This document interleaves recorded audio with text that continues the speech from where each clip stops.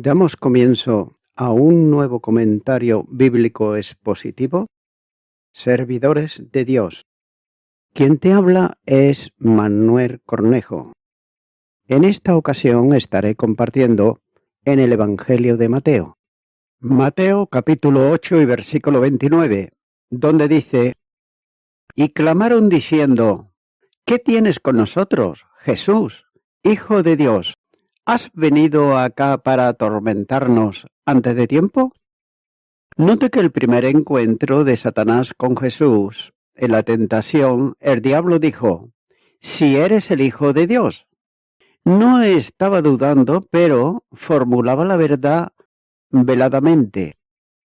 Y después del tiempo de ministerio, los milagros hechos acreditaba su condición, y es que por eso los demonios lo reconocen como lo que realmente era Jesús, el Hijo de Dios. Note que hay dos verdades que son expresadas por los demonios, y la primera tiene que ver con la relación entre ellos y Jesús, formulada con palabras precisas, cuando dice: ¿Tú qué tienes con nosotros? De otro modo, no hay nada que te vincule con nosotros. Tengas en cuenta que los ángeles caídos no tienen nada que ver con Jesús en el sentido que tienen que ver con Él, los hombres pecadores, ya que Jesús vino a buscar y a salvar lo que se había perdido, como señala el Evangelio de Lucas, capítulo 19 y versículo 10. Pero el socorro de Cristo no es para los ángeles, sino para los hombres, como señala Hebreos capítulo 3 y los versículos 14 al 16. Ya que el bendito Hijo de Dios se hizo hombre y lo hizo para socorrer a los hombres y sustituirlos en la cruz, para abrir así para ellos la puerta de perdón y la redención de sus pecados. Pero note que los ángeles caídos no tienen esta gracia, ya que Dios determinó salvar a los hombres, pero no lo hizo con los demonios, ya que para ellos la única relación que tienen que ver con Jesucristo en su condición divina que les produce temor.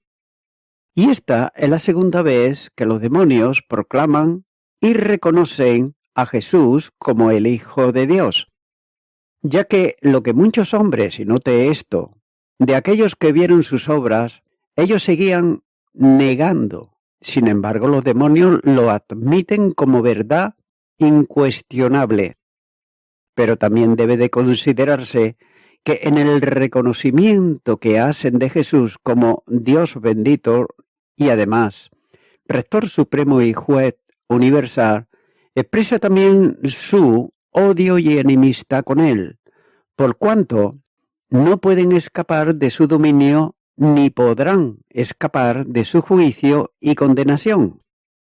Los demonios saben que están ahora en una libertad controlada, pero que un día ésta cesará y que ya no podrán moverse por la tierra como lo hacen ahora, que llegará un tiempo en el que serán arrojados al lago de fuego que ha sido preparado para ellos.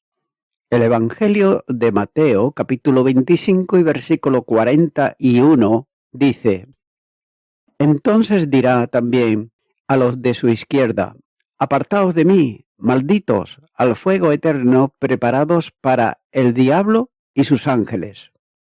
Y Apocalipsis capítulo 20 versículo 10 dice: Y el diablo que lo engañaba fue lanzado en el lago de fuego y azufre, donde estaban la bestia y el falso profeta, y serán atormentados día y noche por los siglos de los siglos.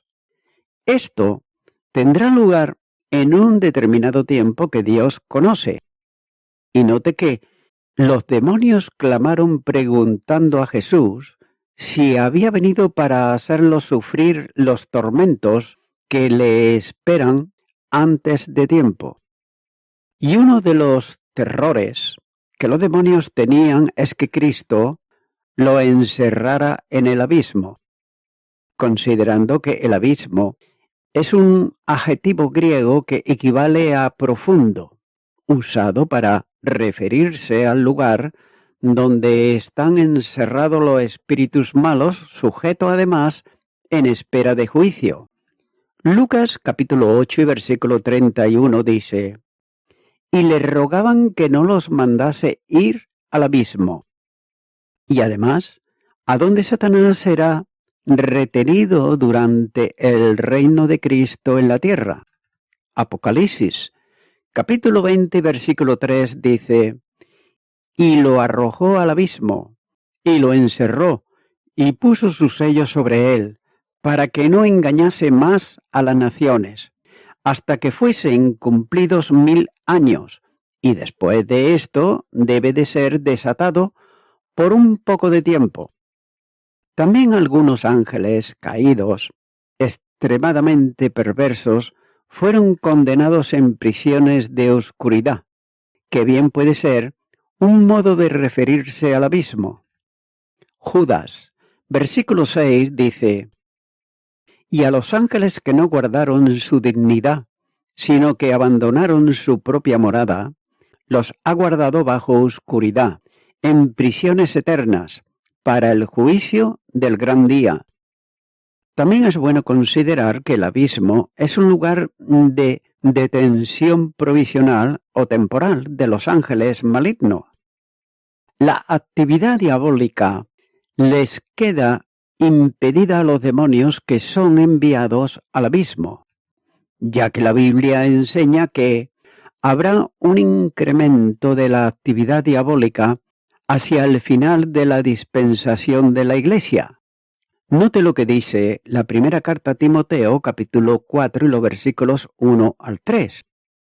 Pero el Espíritu dice claramente que en los postreros tiempos algunos apostatarán de la fe, escuchando a espíritus engañadores y a doctrinas de demonios, por la hipocresía de mentirosos que, teniendo cauterizada la conciencia, prohibirán casarse y mandarán abstenerse de alimentos que Dios creó, para que con acción de gracias participen de ellos los creyentes y los que han conocido la verdad.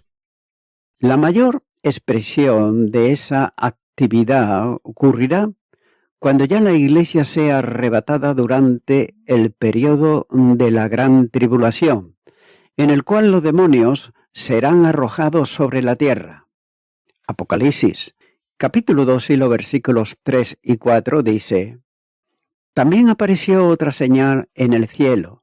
He aquí, un gran dragón escarlata, que tenía 7 cabezas y 10 cuernos, y en sus cabezas 7 diademas, y su cola arrastraba la tercera parte de las estrellas del cielo, y las arrojó sobre la tierra. Y el dragón se paró frente a la mujer que estaba para dar a luz, a fin de devorar a su hijo, tan pronto como naciese. Y es por eso que se incrementará su actividad al saber que tienen poco tiempo para actuar. Apocalipsis, capítulo 12 y versículo 12 dice: por lo cual, alegraos cielos y los que moráis en ellos, ay de los moradores de la tierra y del mar, porque el diablo ha descendido a vosotros con gran ira, sabiendo que tiene poco tiempo. Muchos demonios encerrados en el abismo serán además liberados en ese tiempo y manifestarán toda su actividad diabólica e inicua, como señala Apocalipsis capítulo 9 y los versículos 1 al 4. Todos los demonios serán juzgados. El tiempo del juicio se menciona como el gran día, referencia probable a un tiempo dentro del día del Señor, en que tendrá lugar los juicios. El juicio de los ángeles debe de ser antes del juicio del gran trono blanco. Apocalipsis, capítulo 20, versículo 10 dice: y el diablo, que los engañaba, fue lanzado en el lago de fuego y azufre, donde estaba la bestia y el falso profeta, y serán atormentados día y noche por los siglos de los siglos. En aquel día note que serán juzgados los ángeles caídos. La segunda carta de Pedro, capítulo 2 y versículo 4, dice: porque si Dios no perdonó a los ángeles que pecaron, sino que arrojándolos al infierno, los entregó a prisiones de oscuridad para ser reservados al juicio. Y note que la Escritura no revela el lugar donde tendrá lugar el juicio, pero siendo espíritus los que van a ser juzgados, debe suponerse que tendrá lugar en regiones celestes, ya que la base del juicio será esencialmente en relación con el pecado de haber seguido a Satanás en su rebelión en contra de Dios, como señala Isaías capítulo 14 y los versículos 12 al 17. Algunos ángeles serán juzgados por pecados concretos, como señala Judas versículo 6. El pecado de estos ángeles se manifiesta bien claramente en esta epístola de Judas. Entonces, el resultado del juicio traerá como consecuencia que Satanás y los demonios serán arrojados para siempre al lago de fuego. Los demonios sabían que llegará ese momento para ellos, pero la presencia de Cristo tal vez les inducía a pensar que la sazón que se lee literalmente en el texto griego había llegado o estaba muy próxima. Continúo ahora con el versículo 30, donde dice: estaba paciendo lejos de ellos un hato de muchos cerdos. Aquí Mateo está haciendo notar la presencia en la lejanía de una piara de cerdos que estaba paciendo, y estaba lejos de ellos una piara de muchos cerdos. La forma del verbo hace intuir la presencia de cuidadores con ellos, cuando dice siendo apacentados. El número de cerdos era grande, ya que según el Evangelio de Marcos había como 2000. Marcos, capítulo 5, versículo 13 dice: y luego Jesús le dio permiso y saliendo aquellos espíritus inmundos, entraron en los cerdos, los cuales eran como 2000, y el hato se precipitó en el mar por un despeñadero, y en el mar se ahogaron. También es bueno considerar que el cerdo, es decir, el animal, era un animal inmundo en Israel. Esto es, no se podía comer su carne. Pero con todo, no hay provisión de criarlos y venderlos a otros. Pero esto sería algo muy extraño entre los judíos, ya que la presencia de la piara de cerdos hace notar que la región estaba poblada mayoritariamente por gentiles, para quienes no era problema alguno la crianza de cerdos. Continúo ahora con el versículo 31, donde dice: y los demonios le rogaron diciendo: si no echas fuera, permítenos ir a aquel hato de cerdos. Aquí los demonios hacen esta singular petición a Cristo, y lo hacen por miedo a que, al expulsarlos de los endemoniados, los enviase al abismo. Lucas capítulo 8 y versículo 31 dice: y le rogaban que no los mandase ir al abismo. Los demonios solían mostrar su furia cada vez que eran expulsados por Jesús de un poseso, derribándolo a tierra, dejándolo como muerto y además lanzando grandes alaridos, etcétera, etcétera. El interés diabólico está en el daño que pueden causar, ya que son homicidas, como su jefe Satanás es también homicida. El Evangelio de Juan, capítulo 8 y versículo 44 dice: vosotros sois de vuestro padre el diablo, y los deseos de vuestro padre queréis hacer. Él ha sido homicida desde el principio y no ha permanecido en la verdad, porque no hay verdad en él. Cuando habla, mentira de suyo habla, porque es mentiroso y padre de mentira. Anteriormente afirmaron que Jesús era el Hijo de Dios, y ahora reconocen su autoridad y poder. Le rogaban pidiéndole que si lo echaba de los hombres, le permitiera ir a los cerdos. Vemos, por tanto, el reconocimiento de la autoridad de Cristo que se pone de manifiesto en el verbo que Mateo usa para petición de los demonios, cuando dice envía. Ellos sabían que el mandato de Jesús para que salieran de los endemoniados no podía ser resistido, y también sabían que para entrar a la piara debían de recibir autorización del Señor. Entonces cabe hacerse una pregunta, y es la siguiente: ¿por qué esta extraña petición? Cualquier respuesta es mera suposición. Tal vez los demonios, al ser expulsados de los hombres y no poder causarles más daño, ellos intentaban hacérselo a los bienes que poseían.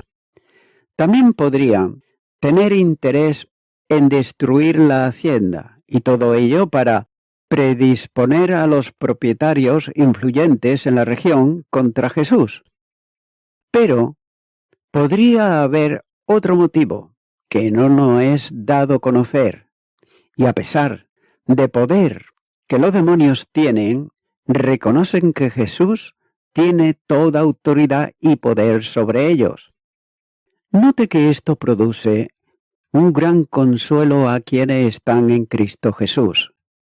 Nada podrá Satanás y sus demonios contra un Hijo de Dios, porque Él mismo los protege estando alrededor para defenderlos.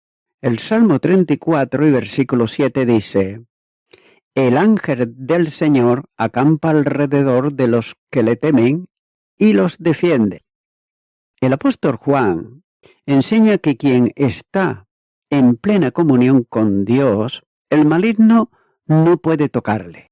Y así lo muestra la primera carta de Juan, capítulo 5 y versículo 18, donde dice: sabemos que todo aquel que ha nacido de Dios no practica el pecado, pues aquel que fue engendrado por Dios le guarda, y el maligno no le toca. Y no lo hace porque el poder victorioso está en Jesús, quien mora en el creyente, por cuya potencia puede resistir al diablo. Santiago, capítulo 4, versículo 7 dice: someteos, pues, a Dios, resistir al diablo y huirá de vosotros. Dios ha dotado al creyente de armadura protectora contra los ataques del maligno. Efesios, capítulo 6, versículo 11 dice: vestíos de toda la armadura de Dios para que podáis estar firmes contra las asechanzas del diablo. Note que cada creyente puede dar gracias a Dios, y lo hace porque lo lleva en triunfo siempre en Cristo Jesús. La segunda carta a los Corintios, capítulo 2, versículo 14, dice: mas a Dios gracias, el cual nos lleva siempre en triunfo en Cristo Jesús, y por medio de nosotros manifiesta en todo lugar el olor de su conocimiento. En todas las cosas, el creyente es más que vencedor por medio de aquel que lo amó. Romanos, capítulo 8, versículo 37, dice: antes, en todas estas cosas somos más que vencedores por medio de aquel que nos amó. Continúa ahora con el versículo 32, donde dice: él les dijo: id, y ellos salieron, y se fueron a aquel hato de cerdos, y he aquí todo el hato de cerdos se precipitó en el mar por un despeñaperro, y perecieron en las aguas. Jesús dio permiso a los demonios como le habían suplicado. No es simplemente la respuesta a un ruego, sino también un mandamiento ya que la autorización de Cristo se expresa mediante un presente de imperativo, que por ser, por otro lado, mandato divino, no puede de resistirse. El permiso que Jesús dio a los demonios produjo dos resultados diferentes, ya que por un lado, la liberación de los endemoniados a los que había poseído por un tiempo, y por otro lado, la salida así a los cerdos y el aposentamiento en ellos. Cabía entonces preguntarse por qué Jesús permitió tal cosa. La respuesta está en el secreto de Dios. El relato no da razón alguna para ello. Entonces, ¿querrían los demonios residir en los cerdos por algún tiempo hasta que buscasen otras personas? Tampoco sabemos sus intenciones, ya que algunos piensan que el Señor permitió que entrasen en los cerdos para mostrar claramente el beneficio que había operado en aquellos dos hombres. Pero el resultado de la posesión diabólica en los cerdos fue fulminante, ya que toda la piara, tal vez conmocionados al sentirse poseídos por una fuerza extraña a su naturaleza, iniciaron una enloquecida carrera en dirección al acantilado, saltando desde él a las aguas del lago, donde, imposibilitados de salir a la ribera, perecieron ahogados.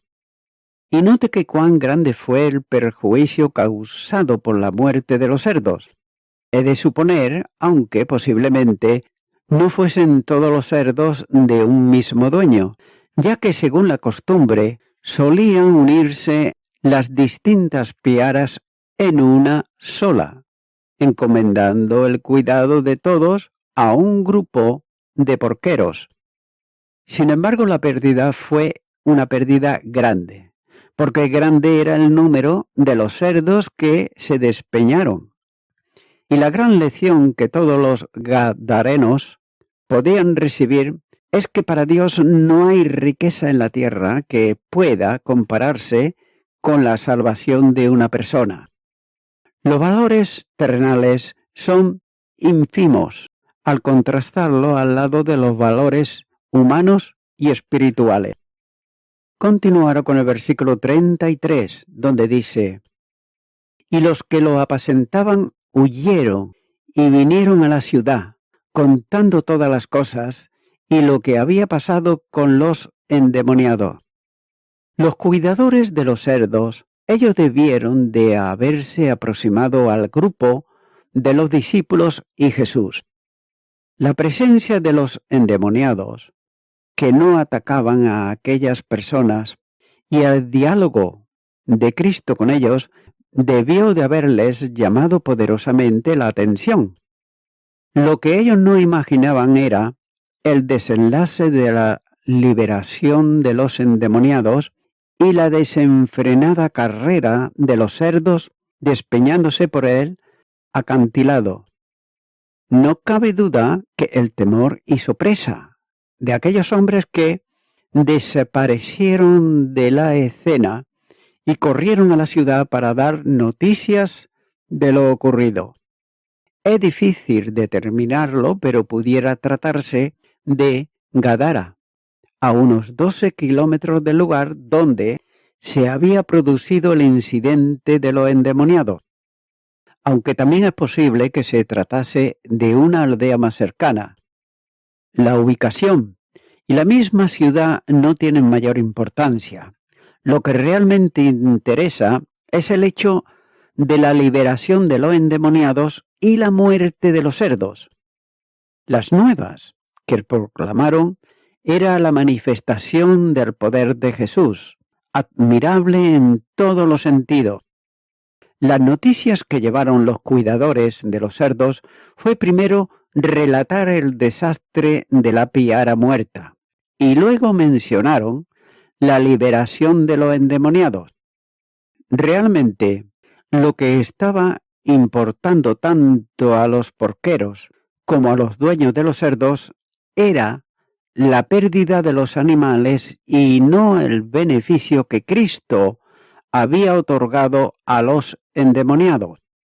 Continuaron con el versículo 34, donde dice: y toda la ciudad salió al encuentro de Jesús, y cuando le vieron, le rogaron que se fuera de sus contornos. Las gentes de Gadara tenían sus corazones endurecidos, ya que a ellos no les interesaba el favor del prójimo, sino los intereses personales. Sin embargo, reconocen el poder de Jesús y junto con el reconocimiento se aprecia también el miedo hacia su persona. No fueron unos pocos los que salieron de la ciudad y vinieron a Jesús, sino una gran parte de ellos. Y toda la ciudad dice que salió al encuentro de Jesús. No le arrojaron con violencia de los límites de la región, sino que le ruegan amablemente que salga de aquel lugar. Le rogaron para que se fuese de los límites de ellos. Tal vez ellos pensaban que su estancia entre ellos les iba a ocasionar mayores daños. Note que ellos no llegaron a entender la bendición que Cristo podía reportarles con su visita, ya que muchos enfermos hubieran sido curados y muchos otros beneficios se le hubiesen comunicado. Uno de los dos endemoniados, conforme al relato del Evangelio de Marcos, quiso seguir al Señor, y así lo muestra en Marcos capítulo 5 y versículo 18.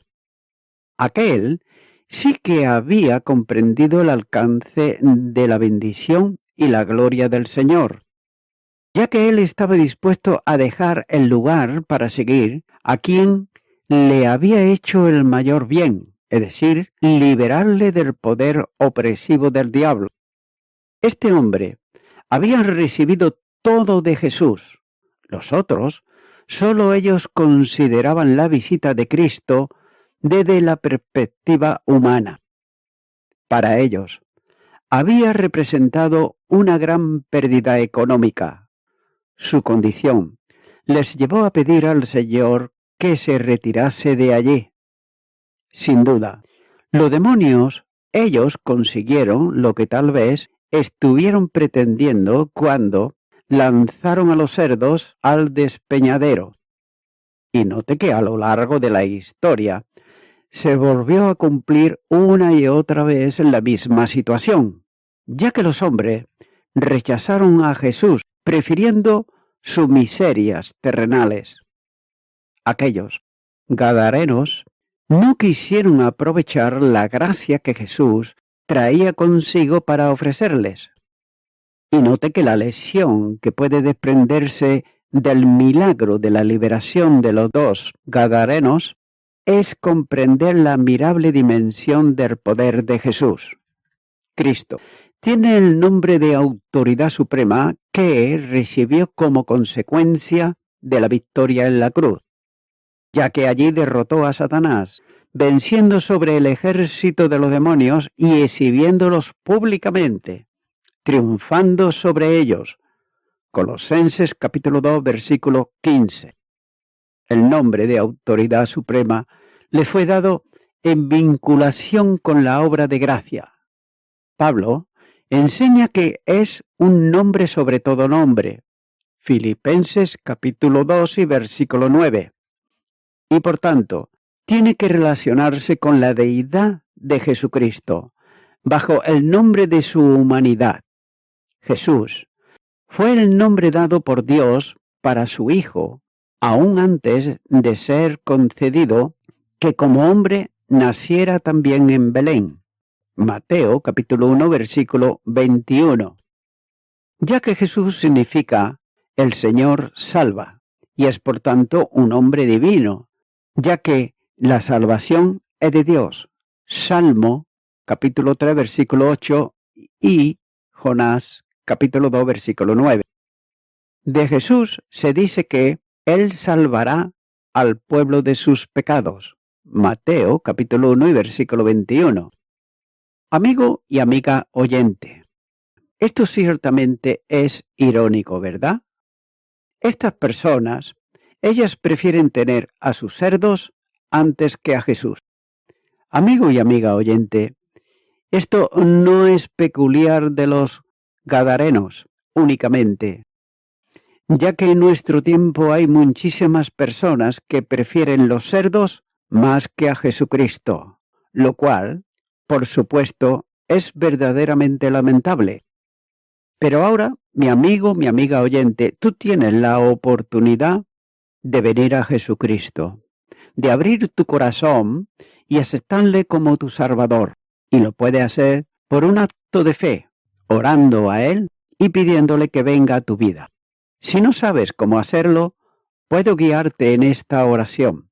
Repite conmigo y di: Señor Jesucristo, vengo ante ti porque hasta ahora he tenido en mi vida cosas vanas, cosas transitorias, cosas que se pasan con el tiempo, cosas que no han llenado mi alma de nada.